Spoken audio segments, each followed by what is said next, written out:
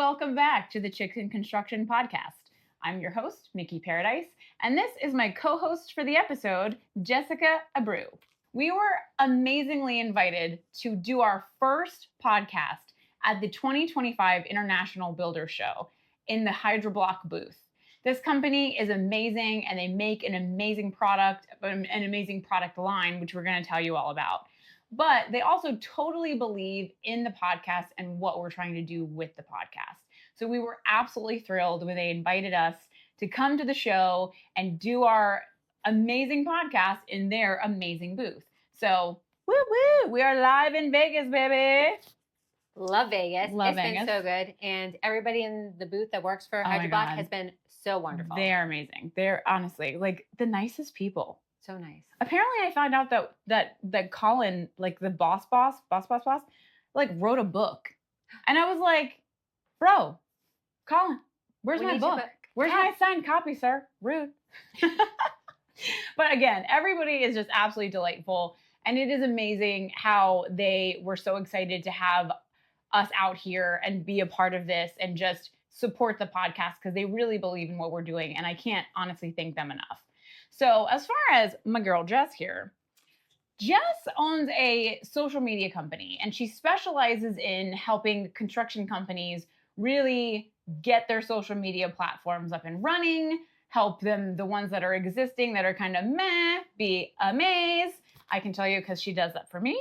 And she came in on multiple platforms for me and did amazing things. So listen, I'll link her down below. She's amazing if you want to hire her.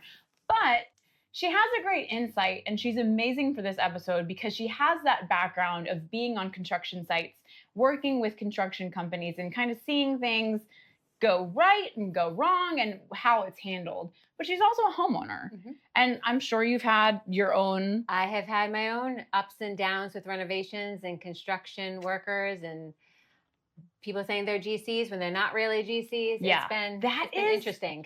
So common. It is so common. But so in North Carolina, you actually have to be a licensed general contractor in order to perform any project over $40,000. We know that kind of is loosey-goosey in a lot of states. And in the homeowner horror story that we're going to read to you today, which is Texas, you don't even have to have a license. So it is kind of the wildest story ever. And we're going to get into that. So this story kind of starts, and just to give you kind of a background here, we obviously are a new podcast. So we are hoping that all of you watching will go to the Chicks in Construction website, which is just chicksinconstruction.com, and click on the Tell Us Your Horror Stories link and share with us your horror story. And until we have enough, we're using horror stories from friends and family and just people that we've known over the years. And why we've started this podcast is because there's just so many stories. So this one is based in Texas, and it's a friend of mine for many years. She is, ironically, a doctor that specializes in mold exposure. So they bought this amazing new home. It's kind of like the dream home. They're probably so excited. Oh my God, they were. Like, we went out when they first bought it, me and my husband, and there was a couple things they wanted to change, but it was like, they couldn't believe that they had found a house that was move-in ready, that they didn't have to make any changes to, and they could just live in it and be so happy with it. The one thing they wanted to add was an ice maker. And I don't know, it still is beyond me. I'm like, little baby ice. Yeah, little baby ice. It's like the Sonic ice. So if you're in the South and you know what Sonic is, it's the Sonic ice. So they were like, the Sonic ice, we must have the Sonic ice maker. So they purchased the ice maker and then hired kind of like a handyman to come in and install the ice maker so they didn't have to like keep pouring water into it manually. And I remember her calling me and telling me, okay, so I came home from work and there's water running outside the house. And I was like, okay, we need to call that plumber. So plumber comes out, he identifies the issue. The water hadn't been running for long enough to where it was going to cause a major mold problem. So that's the thing with mold, guys, is mold happens when something is continuously exposed to water. So when something gets wet and dries out, it's not like we need to be worried about mold. But continuous moisture exposure where it doesn't necessarily have a chance to dry out and it's just continuously exposed to moisture, that becomes a problem. So plumber comes out and he's like willing to fix the mistakes. So he knew he had to pull up a couple of their floorboards. And as he did that, he saw massive amounts of black mold. And it didn't make any sense because black mold couldn't have grown as quickly as the issue started. Yeah, and then it was too short of an amount of time for it to have already been black mold. So he keeps pulling up floorboards and he's like, guys, there's something else going on here because this area is wet, but even in the dry areas, like as he pulled up the floorboards, even in the dry areas, there was mold. So homeowner's worst nightmare. Literally the worst nightmare. And honestly, the worst nightmare for somebody who works as a doctor that treats mold exposure. Like she knows all the dangers. It's like worst case, best case. Cause like she knows all the things. So she knows enough to be like, this is a panic situation. So they realized that the builder who built their home did not install it was a ranch, so a single level, and they didn't have a sliding glass door. They had French doors that went out to their backyard. And so they didn't install the door correctly. And so every time it rained, water would get on the back porch and it would go under the door threshold and under their flooring. And so that had been going on for years, pretty much. So they immediately reached out to their insurance company because obviously a mold exposure, you would think, reach out to your insurance company. And this is where we're kind of calling a flag on the play. Not necessarily calling the insurance company, like absolutely call your insurance company. But in dealing with your insurance company, they realized that they needed to be careful about the words that they used. So as I kind of talked to them and we kind of dug deep into what went wrong, how did this go so wrong so fast? How did literally everything that could have gone wrong go wrong? And one of the things that they said was when they told the insurance company that they discovered the mold when they were installing the ice maker, the insurance company immediately wanted to deny their claim, saying that it was somehow their fault. Ice maker. Right. Like they caused the problem. And I was kind of like, isn't that like, if I let my bathtub run and it floods my house, that's my fault, but isn't my insurance company going to cover that? Like, that's kind of scary. So one really good thing that they did, so it's like, this is the bright side of this whole story, is that they reached out to what is called a public adjuster. And I hilariously, 20 years in construction, didn't even know this was a thing.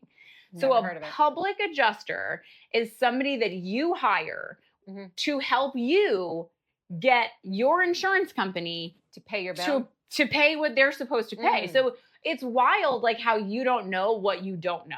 And so there are all kinds of things that by law, insurance companies are required to pay for, but they're counting on you not knowing that. So they go out there and they're like, oh, we're going to deny you because of this. Like their initial was like, we're going to deny you because you installed the ice maker or you didn't. It was something silly. Like you didn't use a licensed plumber or he wasn't the handyman specific enough. And so they reach out to this public adjuster. And what's really cool about a public adjuster, and we are totally going to have a public adjuster on the show, believe you me. I've already reached out and found her and she's amazing and I can't wait to set it up. But they get paid a percentage of what they get you from the insurance company. So my friends went from getting nothing from the insurance company to $40,000. And this was all legitimate. It's not like they were taking advantage of the insurance company. It's not like they were saying things that weren't real or that weren't true. Like they weren't running any scam. But this was stuff that, according to their homeowner's insurance policy, should have been covered by the insurance. And the insurance was trying to, be a little shady, save a little money, and play off of their ignorance. So bringing this public adjuster in helped them to get $40,000 to help cover all of their floors being I'm ripped sure that out. wasn't even close to covering all Like of it. not even close. Probably not even close. Because they have an open concept, so it's like you walk into the kitchen, living yeah, room. so It's the all so the whole floor Mhm. had to go. So once the insurance company got on board, realized they didn't come to play.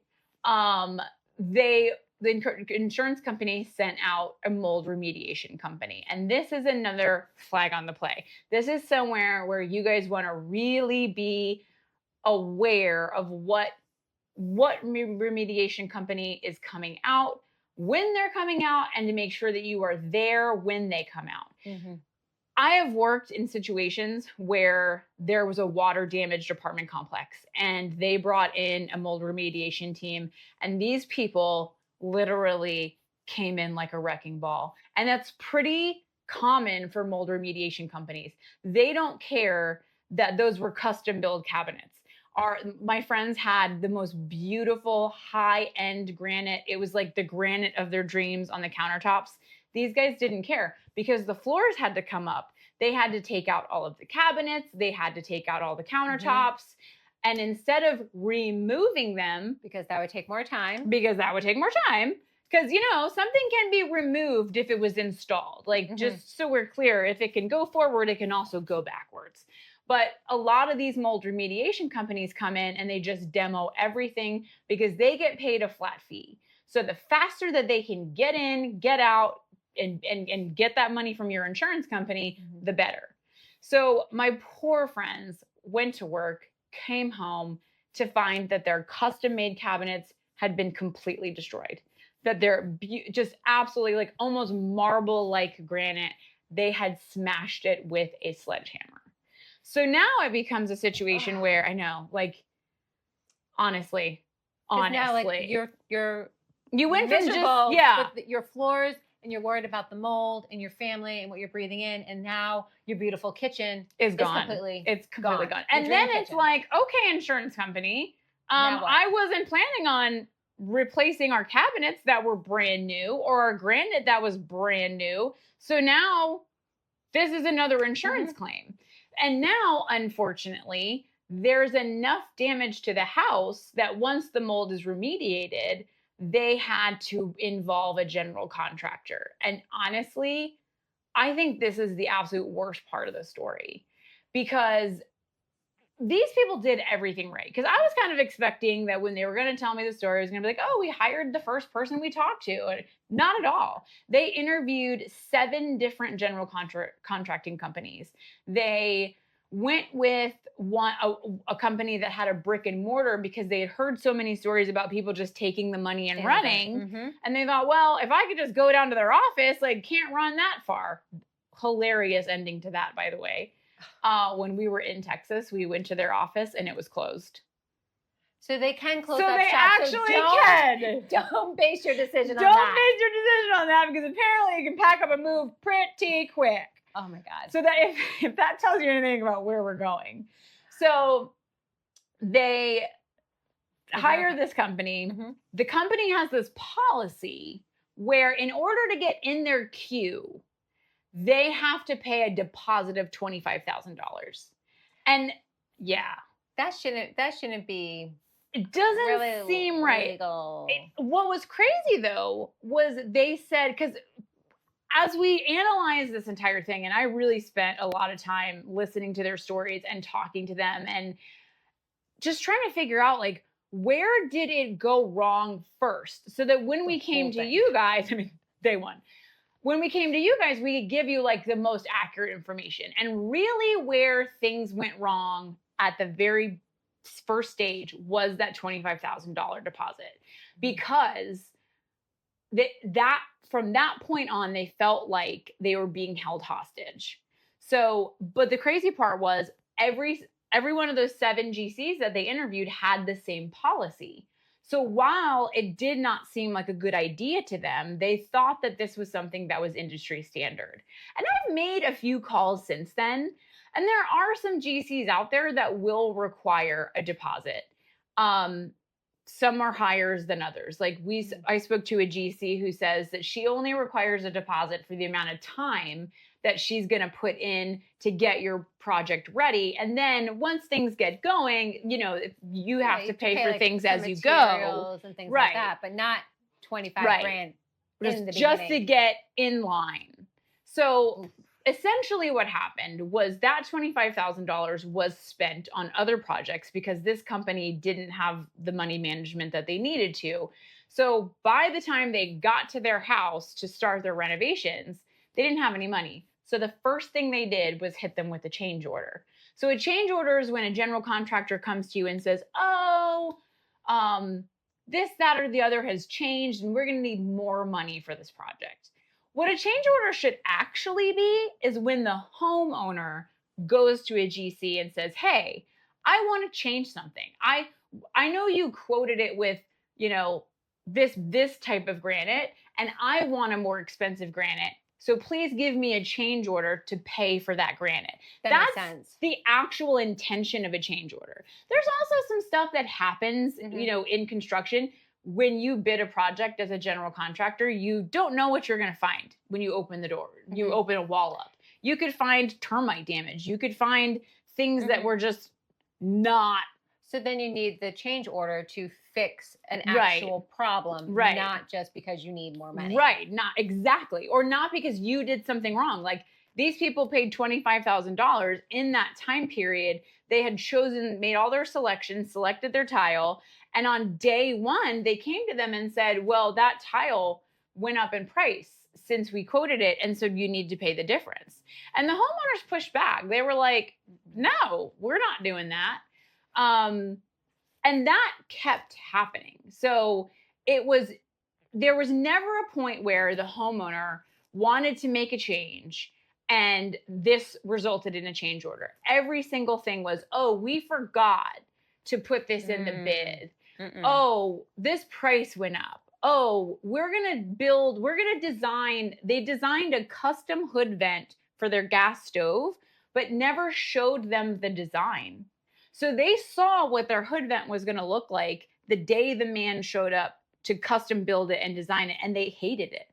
And so it's like, I'm sorry, GCs, all of you GCs that are watching, that ain't how this rolls. Like you present your homeowners with your 3D renderings, you allow them to approve it. You don't show up and say, oh, you don't like this design that we did and you've just seen it for the first time? Well, you're going to have to pay for it anyway. And that's really what happened over and over and over again. Now, mind you, because they didn't have an operating kitchen, they didn't have floors in, they have 4 dogs, they were staying in an Airbnb that they were paying over $200 a day to stay at. So the more this happened, the more change orders that were going on, the crazier it got. So they were just about to move back in, and they got a call from the GC saying that there was an $18,000 change order, that if they did not pay, they would not proceed with installing the granite, which is what they needed to be able to move back into the house. And so here's where we got a flag on the play. I'm like, that can't be legal to try to hold homeowners. No. Apparently it's called kiting. So it's a term that actually the homeowner told me about because I had never heard about it. I've heard of kiting in a different form, but it's basically like you're holding hostage money to use it to pay for other things. So it's totally illegal and it's unbelievably unethical. But they kind of had them between a rock and a hard place because they want to move back into their house. They don't want to be in this Airbnb anymore. And finally, they just agree to pay the change order, even though none of those change orders were legitimate or actually in agreement. Right. So should they have gotten a lawyer at some point during this process? That is exactly what I was going to recommend. I think that when you find yourself in a situation where somebody is holding you hostage, where they're saying, we're not going to install this thing that you've already paid for. And so you pay for something that you haven't requested, that you haven't asked for. At that point, the best move is to get a lawyer involved. And a lawyer is beneficial on both ends. So a lawyer doesn't necessarily come in and it's not like it's not like the movies where they're like pit bulls and they're going to like, ah. Every time I've ever dealt with a lawyer, they're here to help you know what is and what isn't the way it works. So if you're not doing anything wrong as a GC, when your client says, "Listen, I'm going to consult my attorney," you're fine because you haven't done anything wrong. And an attorney can serve as a great advocate for you to be like, "Yeah, homeowner, this is how this goes. It's totally fine to pay this change order. Like what everything's on the up and up." Of course, that's not what would have happened if they had hired an attorney, because absolutely nothing about this situation. But I mean, they were already bleeding money. So. Right. They were just like, they just wanted so badly to get back into their house. I can understand that. Yeah. So how this all ends is they pay the $18,000, they get the countertops, they're able to move back into a partially completed house. And the day that they move in, the general contractor hits them with another change order. They refuse to pay it. And the general contractor says, "Listen, we're done. We're not coming back to your job." So the general contractor then turns around and files an illegal lien on their property. This is going to be there's lawsuits all around. This is where like you're showing up at their office. Yeah. Me and my husband went out to see them, and we really got to see, they literally had jigsaw puzzle type drywall where they had taken out their microwave and never installed a hood vent. So these people had a gas stove without a hood vent installed. They had tile that was partially finished. It was absolutely insane. They had no thresholds on their door, so nothing to prevent the water from getting back in. To cause the whole problem. Right, to cause the whole problem all over again. It was absolutely insane. So I will be honest with you guys, me and my husband worked all weekend while we were there because I was like, I cannot leave this like this. So good news is they're a little bit back, but they will be in legal battles with this situation for some time to come. And really what we want you guys to take away from the situation really is when a general contractor is asking for an exorbitant amount of money for a deposit, I think there's certain ways that you can go about it. And I'm highly recommending that you look into putting money into some sort of an escrow account where the GC can know that it's there, can present you with invoices. Like say they need to purchase some materials and it's going to take 6 to 8 weeks for those materials to be made. We want to purchase them now. They can pull from that escrow account, present you with the bill, and then present you with the paid invoice. And then you know everything is on the up and up. Maybe not all GCs will like this practice, but as much as I have been racking my brain on how homeowners can protect themselves, this is the number one thing. Is that deposit is where everything went wrong. Because on day one, they wanted to fire these general contractors, but they felt like they couldn't because they already spent $25,000. They were already being held hostage. So that's the number one takeaway really, is that deposit, pay attention to that policy and be careful how you give that money. Make sure it's protected. The other thing that I think is really important for us to talk about is this mold exposure. I've been a drywaller for 20 years, and over the last, I would say about 10 years, we've heard more and more from the industry about the dangers of mold. And drywall itself is the best environment for mold to grow. It is porous, it is made of organic material, and that's a haven for mold. It's a breeding ground. Oh, it's a breeding ground. And so that, the drywall industry has like come up with like little things that they've done that they're like, oh, this drywall is mold resistant. I've seen mold resistant drywall turn black. And the matter is, anything that gets consistently wet for a period of time that is not made specifically to be 100% moisture and mold proof is going to mold. So in this case, it was their subfloor, which is made out of a particle board that is like literally a sponge, got wet and turned into essentially just nothing but mold. Because it could never dry. It could never dry. And so that situation exposes anybody. So apparently half the country has a genetic marker that makes you more susceptible to mold borne illnesses. And these aren't just like, oh, I had a sinus infection or, oh, I don't feel good. These are illnesses that are long-term illnesses that it takes a lot of medical care and a lot of time to be able to clean up and clear up. Some of them are kind of forever illnesses. The mold can get inside of your sinuses. It can cause, the word she used was, she's a doctor, so she was using doctor words. Neuroinflammation, where your brain can actually swell from the exposure to mold. I'm not trying to fearmonger. Listen, I just want to give you the facts. We're gonna leave a link below in the show notes with a little blurb from the doctor that this episode is about exposure to mold and about how serious it is and how the things that you need to do if you think you've been exposed to mold.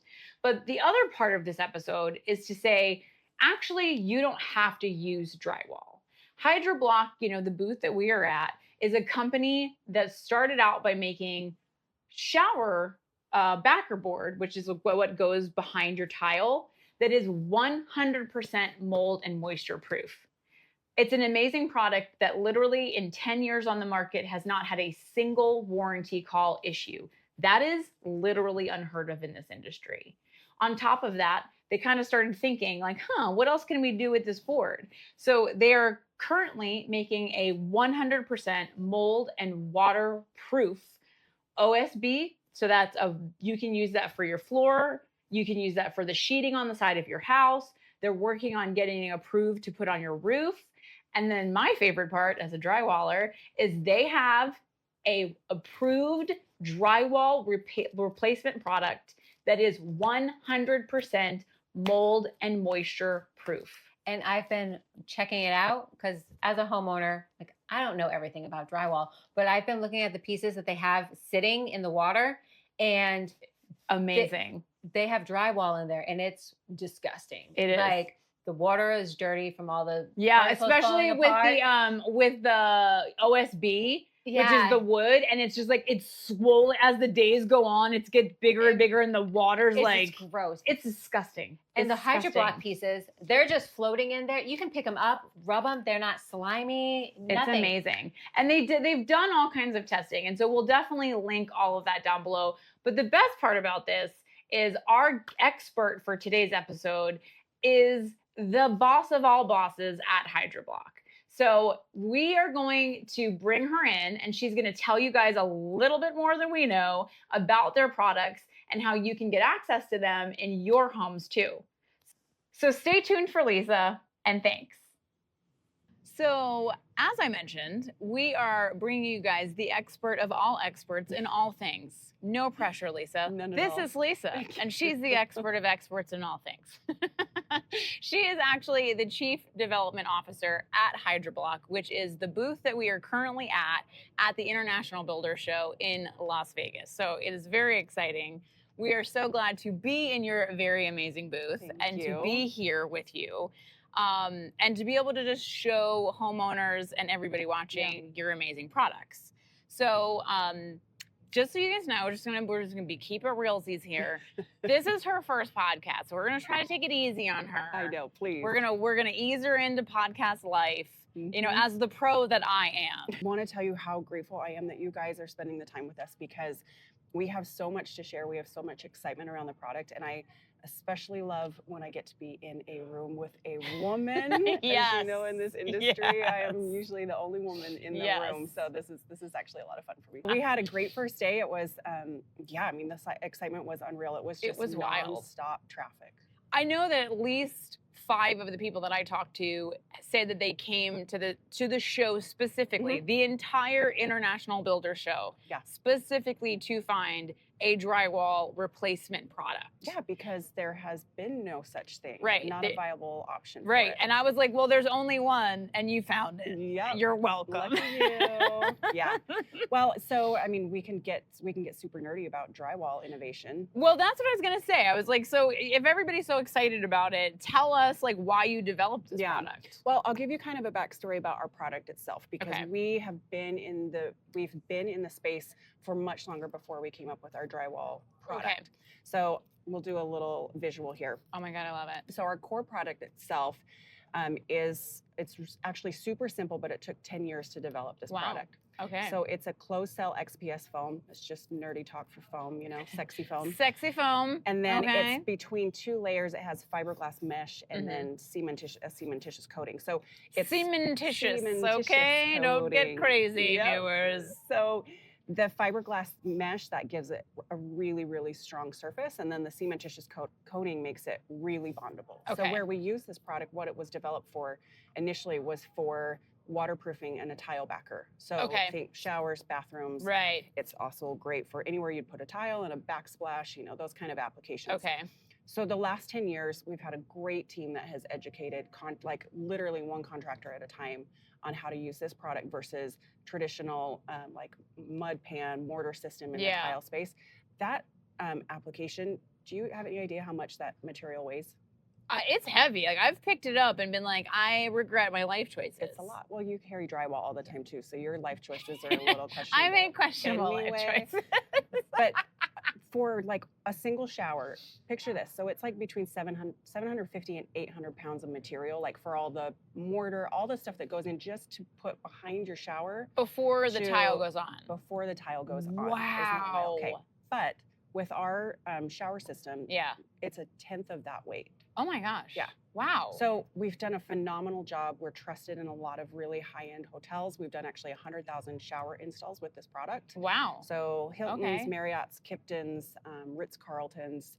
So you don't see it because it's behind your walls. Right. But I love this conversation because it's important for homeowners to start thinking about what is behind the facade, right? Right. So that's where we started, and that's where we built a really great reputation. Now, because of our success with that, and I will also mention, because we like to brag about this. Yes. We have had 0 product warranty claims on this product. She was bragging about that yesterday, so then I worked that into my sales pitch as if I had any. You picked it up so good. I was like, You're such a 0. Good 0. Which That's is a huge deal. It is amazing. Like in the world of like product recalls and class action lawsuits, for you guys to have a product out there for as long as this has been out there and have 0 product warranty calls, that is insanity. Yeah, and you know this is a contractor that issues with warranties and callbacks. Like that is nobody wants to go back to a job site once they check it off. You pretend that you have amnesia and you don't remember. Like, did I I do that job? I don't think that was ours. No, not at all. So we're actually super proud of that. That's amazing. That's so we have a really amazing. great place to launch from, you know, the development of this product. So we decided we kind of looked at it as this has a great reputation. Right. What else can we do with it? Right. Are there some other possibilities? And what is like the number one thing if anyone's going to hire something out in a home build or a remodel, what's the one thing that people don't want to touch? Drywall. Nobody ever wants to touch drywall. I totally queued you up for that. Yeah, you did. I was like, I know the answer to this. This is where I shine. Yes. So we were able to take this exact same board. Right. This right here is our drywall replacement. So we took the same board. We created a proprietary coating for the outside. So look at that. It looks so smooth. Yeah. It looks like a little Barbie house drywall. Yep.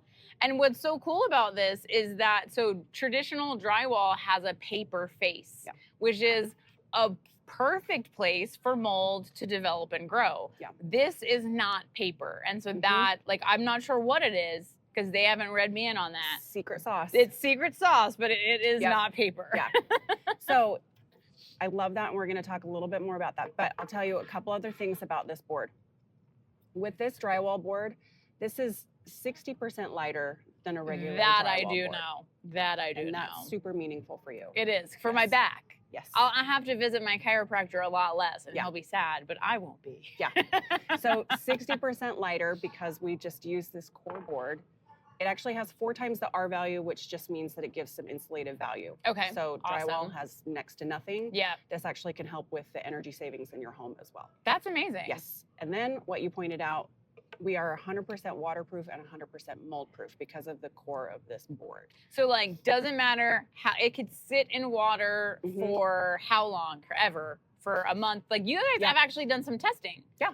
So we have a board like this. I should have brought it, but we have one like this that sat in water. We submerged it underwater for 12 weeks. 12 weeks. Took it out. It dried for a couple hours and looked just like this. Wow. And then it was tested and there was no microbial content. Correct. Yep. Wow. And then we actually did a more extensive, we did a 30-day test. So we did it as a drip test. So most homes are not going to be flooded, although Right. that happens, That does happen. more often than Right. not too. We did a drip test. So like think of the ice maker in your Yeah. fridge, or Yeah. like just some faulty plumbing, or Yeah.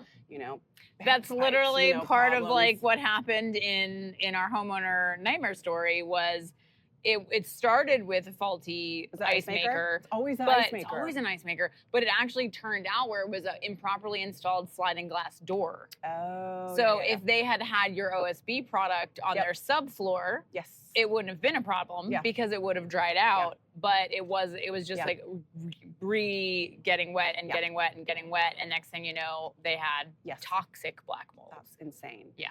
Well, so we on this test that we did, we actually tested it against other building boards. So we did Okay. it with Type X drywall, MMR boards. We did regular lightweight board, and then we Okay. also did OSB as well, because that is so vulnerable. Like you're Oh, saying, it's gosh, so it's- vulnerable. it's to the like a exact same things. sponge. It's 100% a sponge that we're using to build the majority of our homes, Yeah. which is insanity. It So is. you think of a typical home, it's like 80% is drywall and OSB. Yeah. So it's no, just these materials reals, that if though. it gets water in it, it soaks it up and it Yeah. can immediately start that growth. Yeah. So we did just this tiny, like the way I picture it, it's like a torture. Drip. Yeah, right? yeah. It's like a It's slow like- drip for 30 days. Waterboarding, but Yes, slow. it was. It was 100% waterboarding.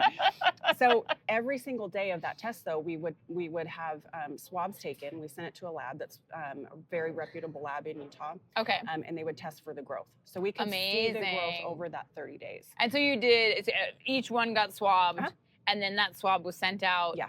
And so when it all came back, there was never any- No growth on a Hydroblok board. no Yeah. growth on a Hydroblok Yeah. board. I feel like that just needs to be said again. Yep. So what was the level of growth on the OSB and the drywall? It was gross. It was You're just like, gross. I don't know the exact numbers, but ew, it was I know. sick. And then the numbers are a little less meaningful unless you kind of know, what it is that Yeah. you're looking for. yeah. But they were off the charts astronomical. It would Yeah. it would blow your mind the amount of growth that can happen on boards that are in your home, like underneath where your kids are crawling and your Right. pets live. and Yeah. it was frightening. So we are super passionate about what we're doing. Yeah. We want to be able to shift the industry so that we start building healthier homes for families. Right. It's an important issue for us, and we're really excited about the launch of this, just to be able to expand the education of it. And that's the thing, is like people don't understand that it's like when you see mold, it's that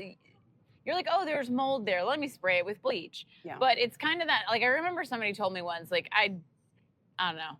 I was raised, we use that loosely. So like, when you see a piece of mold in the bread, you're like, just don't eat that one piece. And Yeah. then I remember somebody rip it telling me, off. they're like, no, if you can see a piece of mold in one piece of Yeah. bread, It's kind of it's in the whole loaf. And I was in Yes. college when I learned that. So I was like, how I'm still alive is a miracle. But what you don't understand is like when you can see mold growing in your home, Mhm. you are breathing it in. And so I think we talked about it a little bit earlier, but half of the population is susceptible, they're genetically susceptible to Yeah. mold borne diseases. And so when you're breathing those things in, they are literally growing in your sinus cavities. Yes. So when we talk about things growing on the board, like it sounds gross, but it has massive effects and a lot of meaning, like Yeah. health-wise. Like it's not just like, oh yeah, mold. It's like, oh God, mold. So there's Yeah. like a real reason Yeah. why these products need to exist. I mean, once you go down the rabbit hole of how it affects your health when Oh. you're exposed to toxic mold, Oh my it is gosh. terrifying. And we're actually going to, because the homeowner for our it just wildly worked out, where the homeowner horror story that Mhm. kind of sparked all of this. She's a mold expert. Yeah. She's a doctor who treats people with mold Who've had exposure. exposures. And so she's actually going to provide a bunch of information about exposure and what that means. And we're going to link that in our show notes so that you guys have access to it. Because listen, y'all, I ain't going to try to tell y'all about medical stuff. No. So I can barely tell you about construction stuff. So we're going to link that so you guys have access to it, because we want to give you as much information. And we're also going to link all of their testing and all of their product testing, links to all of their products in the down below, wherever down below is, and in our show notes from the podcast. So we have that. And then, so we've talked about testing. We've talked about how you guys are different. Mm-hmm. I guess what else do we need to know? Like what is like, what's the one thing that you're like, this is the holy grail of all things Hydroblok? Well, you know what? I'll tell you, the way that we have had so much success is because we have found partners like yourself that have given us like all of the pain points as far as like what you're dealing with homeowners, what you deal with as a contractor, what you deal with your trades, like the shortage of trades. So, not specific to homeowners, but it does trickle down and it becomes something that they benefit from later. So all of the qualities of this product, there are ancillaries that you just don't really think about. So you think about when you are able, so for yourself, like you're able to keep more people working for you because you have a better, safer, lighter board, which or is pretty even great. I'm working on building an all-female drywall hanging crew, which has not existed that I know of in the history of ever, because drywall is really heavy. So I don't know if we can see it in the film, but in their booth, and we'll get pictures of it so you guys can see it, and we'll insert them here. But the ceiling is a actual piece of drywall, and then the drywall replacement product that Hydroblok makes. And the whole point of the booth is you get to come and lift the two different boards and feel the weight. And that weight difference is the difference between me actually being able to hire an all-female crew to hang and this drywall, because it is so heavy. I think I've lost track of how many times I have bragged about you. There's this woman in North Carolina, and guess what she's gonna do? No, we're so excited that we maybe get to play a little piece in that. Oh, amazing! Women, 100%. There need to be more women in the industry. In the trades. Tell me about it. Like, I don't mind being the only woman in the room, but I would like company. It's been 20 years, and I would just like to be like, hey, girl. Cute shoes. Love that hat. Yeah, exactly. Love your hard hat today. So, I mean, that's really true. It's not, obviously, the main selling point is we are reducing the amount of dangerous mold growing in people's homes, because we're changing the products that are in people's homes, which is amazing. And it's super important. And I'm like, I don't want to fearmonger, but like, I can't drive this point home enough. This stuff matters. But there is this kind of trickle down effect of like, okay, so now we're creating a board that's easier to install.